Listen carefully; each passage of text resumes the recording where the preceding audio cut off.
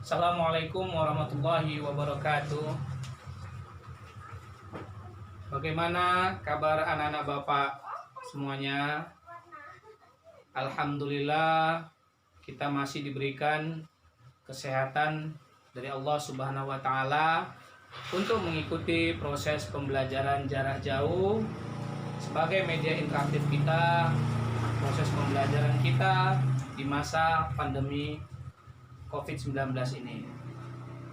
Anak-anak Bapak yang dirahmati Allah Subhanahu wa taala, semoga pembelajaran kita hari ini menjadi pembelajaran yang menyenangkan walaupun di masa pandemi ini kita mempergunakan proses pembelajaran jarak jauh, yaitu dengan audio ataupun video yang Bapak tayangkan pada hari ini. Anak-anak Bapak sekalian, sebelum kita mulai belajar, marilah kita berdoa kepada Allah Subhanahu wa taala. Semoga hari ini kita dan keluarga kita dilindungi oleh Allah Subhanahu wa taala, dan seterusnya Allah memberikan kesehatan kepada kita semua. Amin ya rabbal alamin. Baik anak-anak sekalian, mari kita baca Ummul Quran suratul Fatihah. Bismillahirrahmanirrahim. Alhamdulillahi rabbil alamin. Ar-Rahmanirrahim. Maliki yaumiddin. Iyyaka na'budu wa iyyaka nasta'in. Ihdinas siratal mustaqim.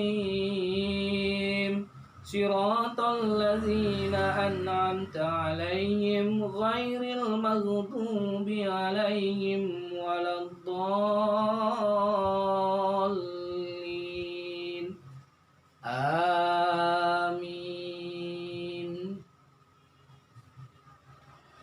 Baik anak-anak Bapak sekalian, setelah kita membaca doa, mari kita mulai pembelajaran kita hari ini. Semoga pembelajaran hari ini dapat kamu terima dengan baik. Apa yang Bapak sampaikan, materinya kamu simak baik-baik, sehingga pemahaman materi kita dapat kita laksanakan di dalam kehidupan kita sehari-hari. Amin ya rabbal alamin. Anak-anak Bapak sekalian, hari ini kita belajar tentang iman kepada hari akhir. Ya, iman kepada hari akhir. Masih ingat nggak kamu tentang rukun iman? Rukun iman kepada hari akhir ini rukun iman yang keberapa? Ya, alhamdulillah, rukun iman yang ke-5, ya, sesudah iman kepada Rasul Allah Subhanahu wa taala. Nah, anak-anak Bapak sekalian, tujuan pembelajaran kita iman kepada hari akhir ini adalah yang pertama, mengetahui pengertian iman kepada hari akhir. Yang kedua, Ananda mengetahui macam-macam hari akhir. Yang ketiga, Ananda mengetahui proses terjadinya kiamat. Yang keempat, mengambil manfaat adanya hari akhir.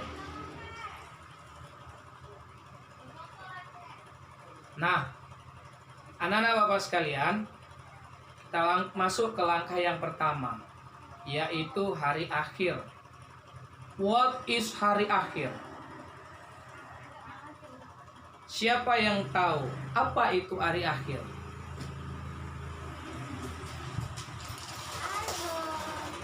Ya, hari akhir di mana berakhirnya kehidupan alam semesta. Ya, hari akhir adalah hari di mana berakhirnya kehidupan alam semesta. Itu dia pengertian daripada hari akhir. Nah, apa pula pengertian iman kepada hari akhir? Ya, iman kepada hari akhir mempercayai, meyakini bahwasannya kiamat pasti akan datang dan manusia akan dibangkitkan dari alam kubur serta akan dimintai pertanggungjawabannya. Itulah pengertian iman kepada hari akhir. Jadi anak-anak bapak sekalian, kita ini nanti akan mati semuanya. Akan inna lillahi wa inna ilaihi rajiun semuanya. Kembali kita kepada Allah Subhanahu wa taala. Baik itu akan mengalami kematian di awal ataupun mengalami dan menikmati hari kiamat. Ya, itu dia.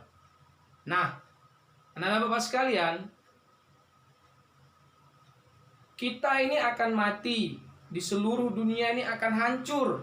Gunung akan hancur. Itulah yang disebut dengan hari akhir atau kiamat. Ada dua hari kiamat itu. Yang mana? Yang pertama adalah kiamat sugro, yaitu kiamat kecil. Mana contohnya? Kematian di dalam keluarga kita. Ayah, oma kita, adik kita, bahkan diri kita sendiri meninggal dunia. Itulah yang dikatakan dengan kiamat sugro. Lalu yang mana? Bencana alam. Luluh lantaknya sebagian alam. Itulah salah satu juga contoh kiamat sugro. Yang kedua, kiamat kubro. Kiamat kubro ini kiamat besar. Sesungguhnya akan terjadi. Kiamat yang akan benar-benar terjadi. Akan luluh lantak seisi bumi ini. Planet bertabrakan. Gunung meletus, manusia berterbangan seperti anai-anai, seperti kapas melayang.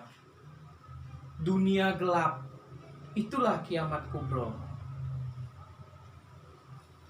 Kapan datangnya kiamat kubro? Wallahu alam bisawab. Pasti datang. Karena apa? Allah mengatakan di dalam surat Al-Hajj ayat 7 yang artinya, sesungguhnya hari kiamat itu pastilah datang. Tidak ada keraguan padanya. Dan bahwasannya Allah membangkitkan semua orang di alam kubur.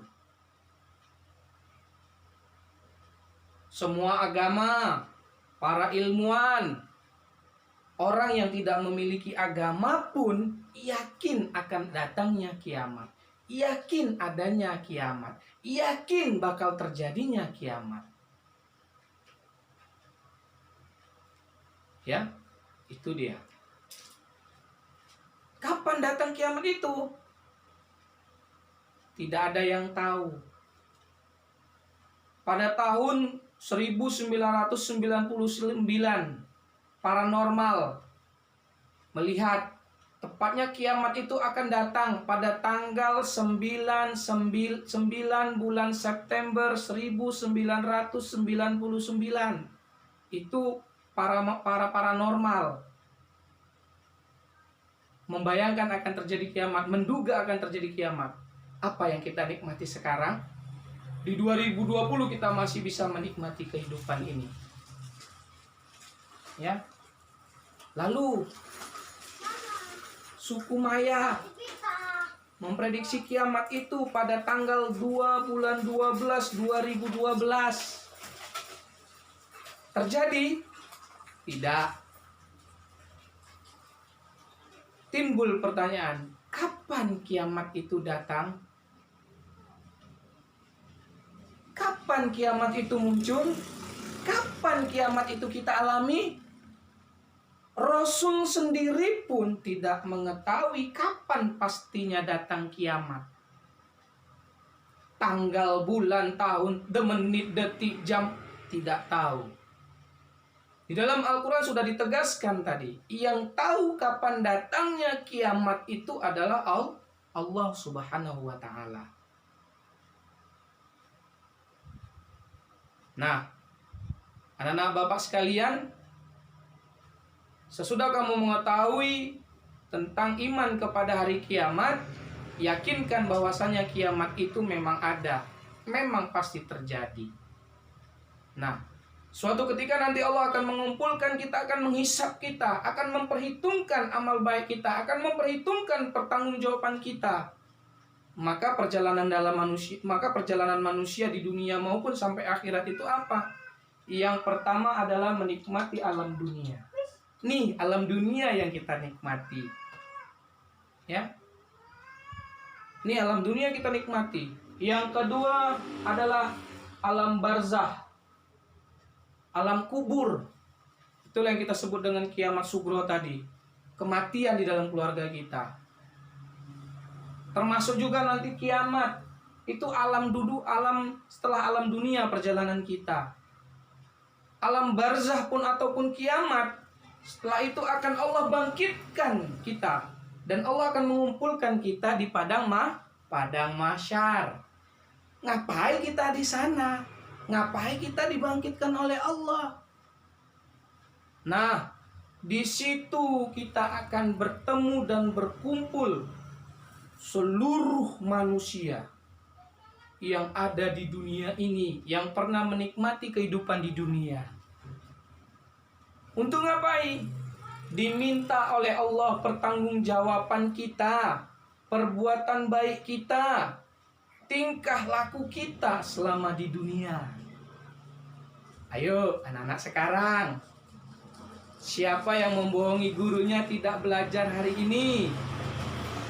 Padahal sehat, padahal punya perlengkapan, padahal punya fasilitas, tapi dibilangnya sakit. Ayo anak-anak Bapak, ini salah satu perbuatannya. Kenapa? Akan dicatat oleh malaikat, akan diserahkan dari malaikat kepada Allah. Ini nanti akan ditanyakan oleh Allah Subhanahu wa Ta'ala. Ayo anak-anak Bapak sekalian, pasti kamu punya fasilitas kan? Pasti kamu sehat kan? Nah, kenapa nggak belajar? Kenapa nggak belajar? Ayo, karena malas. Kamu bilang sakit, disakitkan oleh Allah nanti sebenar-benarnya sakit. Tapi Bapak yakin, anak-anak Bapak sekarang yang ada di kelas 9 ini, insya Allah sekarang diberikan kesehatan kepada Allah Subhanahu wa Ta'ala. Amin ya Rabbal Alamin. Kalaupun memang benar sakit, sakitnya dari Allah Subhanahu wa Ta'ala, bukan kemauan kita dan bukan egois hati kita. Iya kan anak-anak Bapak? Iya. Kan nggak mau kamu masuk nanti setelah dihitung dipertanggungjawabkan. Si A, kemana kau semalam nggak belajar sama Pak Agus itu loh? Pak Agus yang mana? Pak Agus botak, guru agamamu kata. Iya Pak, iya Tuhan saya sakit Tuhan, ya Allah saya sakit saat itu. Mana kau sakit kata Allah? Tuh malaikat mencatat kau nonton TV, nonton Doraemon katanya. Waduh, kenalah hukum sama Allah, ya kan? Nah, lebih besar amal burukmu ketimbang amal baikmu. Maka Allah tempatkan di mana? Nah, dua jalan Allah yang akan tempatkan. Kalau amal baik lebih besar, maka jatuhnya ke surga. Kalau amal buruknya lebih besar, maka jatuhnya ke neraka. Mau nggak kau tinggal di surga bersama bidadari cantik? Minumnya air susu, makanannya buah-buah yang segar, mau tidak? Mau ya kan? Membayangkannya saja sudah kita. Nikmat Allah itu sungguh luar biasa. Nikmat itu nikmat. Karena apa? Allah memberikan balasan kepada orang-orang yang mau berbuat baik selama hidupnya. Mau tidak kau dikasih sama Allah minumanmu nanah, darah makan darah? Mau kau? Lidahmu dipotong mau? Pasti tidak mau. Maka mari anak-anak, mari kita berbuat baik dan berkata jujur sebenar adanya. Ya. Nah, itulah kehidupan manusia. Dari padang mahsyar kita dikumpulkan, lalu kita ditimbang perbuatan amal buruk kita selama hidup. Lalu kita melewati jembatan Shiratal Mustaqim. Kalau perbuatan kita baik, maka jatuhlah kita ke surga. Kalau kita perbuatan buruk, maka jatuhlah kita ke nerakanya Allah Subhanahu wa Ta'ala. Ya. Nah, anak-anak Bapak sekalian, kita lihat materi kita. Ini adalah gambaran hari kiamat itu. Bagaimana bentuk gambarannya? Hari itu manusia seperti anai-anai yang berterbangan. Tahu anai-anai? Anai-anai. Kapas. Kapas tuh ringan sekali. Kalau kena tiup angin gimana? Melayang-layang kan? Nah, itulah dia. Gunung-gunung seperti bulu-bulu yang dihambur-hamburkan. Bagaimana kita kalau kita menyampaikan kertas? Banyak pecahannya, serpihannya. Itulah dia. Ya. Itu gambarannya bahwasannya manusia ini akan melayang, gunung akan melayang. Betapa besarnya gunung, betapa besarnya manusia tidak ada artinya apa-apa. Sebagaimana Quran surah Al-Qariyah ayat 4 sampai dengan 5 menjelaskannya. Langit menjadi pecah, ya kan? Bumi retak pecah. Kayak mana lagi kita mau menginjaknya? Bagaimana kita menginjak bumi?